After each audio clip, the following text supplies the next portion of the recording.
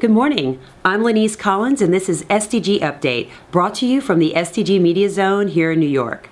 More than 2,000 delegates from companies, cities, businesses, and community organizations from around the world have arrived in New York today for the start of a 10-day meeting to consider how to speed up efforts to achieve the Sustainable Development Goals. SDG Update and SDG Media Zone will be looking at these issues in depth. But first, some Sustainable Development news briefs.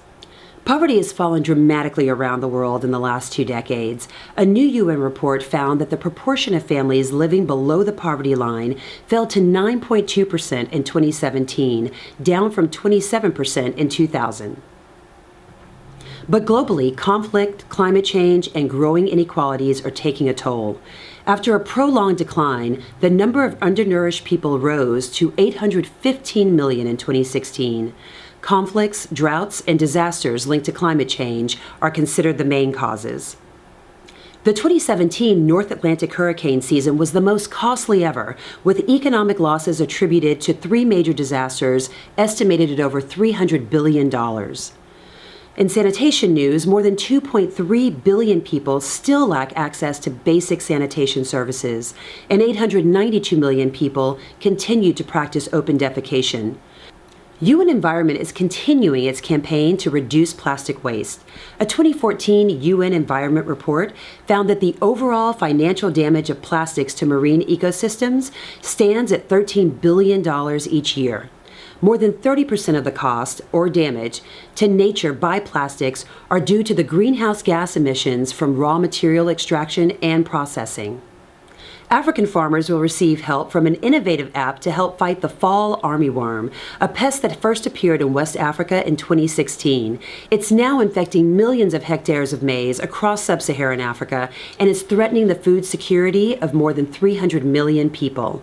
FAO and Pennsylvania State University have teamed up to produce this app called Nuru, which can help farmers immediately identify if fall armyworm has caused damage to their crops.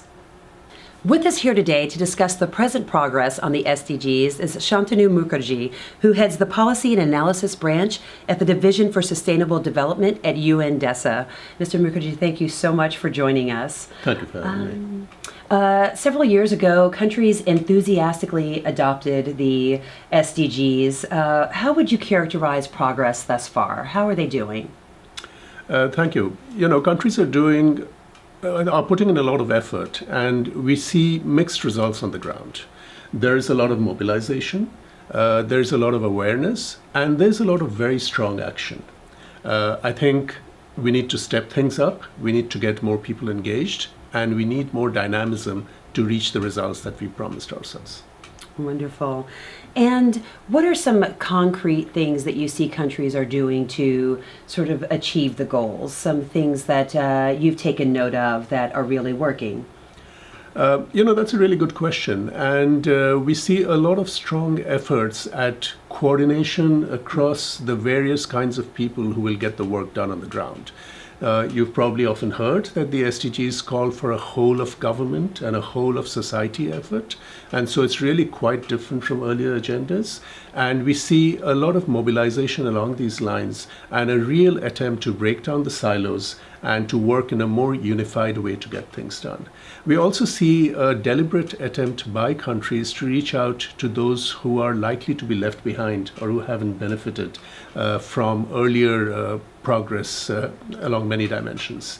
And this to us is very gratifying, and we think this sets the right tone for moving forward.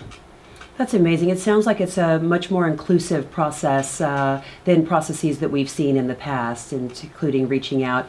You mentioned that it's really very much a holistic effort. What role have you seen the private sector playing in reaching the SDGs? Are they quite involved? How is that playing out? That's a really interesting question you're asking, and let me just throw a bit of statistic your way. 93% of the top 250 countries in the world are now reporting on sustainability. We think that's an amazing thing. And we think that's a really good benchmark for other parts of the private sector to aspire to particularly the small and medium scale enterprises, which also have a huge stake in terms of inclusion and making the transition from business as usual to a more green and sustainable period of growth and prosperity. And what do you think has sort of caused private sector organizations to get on board? Is it just because they feel compelled to, or does it also make good business sense? I think it's a bit of both. I think the awareness about what the SDGs mean for the planet and how this shared agenda is really the best path forward for us is widespread.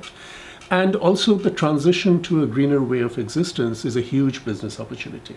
And the more we can incentivize that and the more we can encourage that, the better it is for them, for the private sector, and for the people who are involved in consuming or producing for the private sector, which is all of us. Excellent. And what would you say are sort of the major obstacles that you see that are hampering the achievement of the SDGs at this point? You know, this really varies country by country, and there are always circumstances which are difficult to overcome. One obstacle naturally is whether we are raising enough resources, and more importantly, whether we are directing them in the right way. I'm confident if we think more about this and we channel them so that they're most productive, we'll be successful. Another obstacle is whether we are deploying technology that will help get it done. For most of the SDGs, the technology we need, the technological changes we are seeing are already actually favorable. It's a question of putting them to work. And the third bit, of course, is the capacity in various countries to get things done. As you know, there are often shortfalls in how well prepared countries are, governments are, and that is something the UN tries hard to address.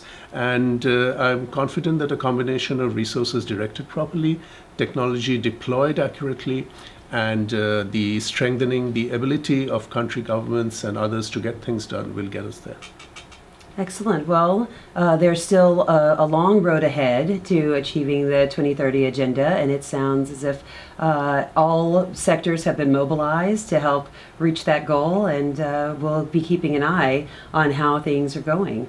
Mr. Mukherjee, thank you so much. Thank you so much for joining us and giving us some additional background on that. And thank you all for joining us. We'll be back tomorrow with another SDG update. We'll be looking at clean water and sanitation. Thanks so much.